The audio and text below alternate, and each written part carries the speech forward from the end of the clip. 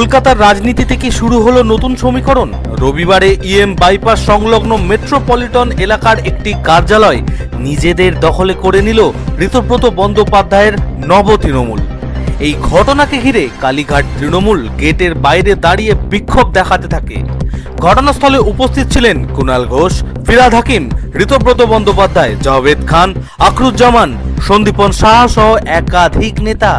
কার্যালয়ের বাইরে জড়ো হন নব তৃণমূল এবং কালীঘাট তৃণমূলের বহু সমর্থক।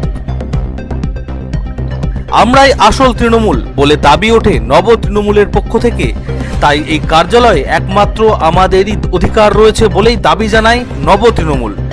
নব তৃণমূলের নেতৃত্বে থেকে জানা যায় সংগঠনকে নতুন করে শক্তিশালী করতেই এই পদক্ষেপ। অন্যদিকে কালীঘাট তৃণমূলের কটাক্ষ, এর নেপথ্যে রয়েছে অন্যরকম রাজনৈতিক বার্তা দেওয়ার চেষ্টা। ফলে ইতিমধ্যেই এই ঘটনাকে ঘিরে শুরু হয়েছে জোর রাজনৈতিক তরজা। এই ঘটনায় এখনো পর্যন্ত প্রশাসন বা নির্বাচন কমিশনের পক্ষ থেকে কোনো আনুষ্ঠানিক প্রতিক্রিয়া মেলেনি। তবে মেট্রোপলিটনের এই ঘটনাকে ঘিরে রাজ্যের রাজনীতিতে নতুন জল্পনা তৈরি হয়েছে।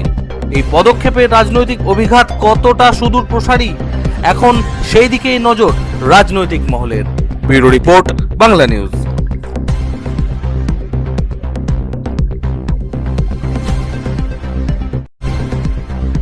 এটা তৃণমূল কংগ্রেসের পার্টি অফিস। আমরা বিধানসভায় প্রিন্সিপাল অপোজিশন হিসেবে স্বীকৃতি পেয়েছি। দলের বিধায়ক, দলের এক্স কাউন্সিলর, দলের বিভিন্ন পদাধিকারীকে নিয়ে আমরা 22 তারিখ মিটিং করেছি। সেখানে আমাদের নতুন ন্যাশনাল ওয়ার্কিং কমিটিও গঠন হয়ে গেছে, যার চেয়ারপারসন বাড়ির মালিকের সঙ্গে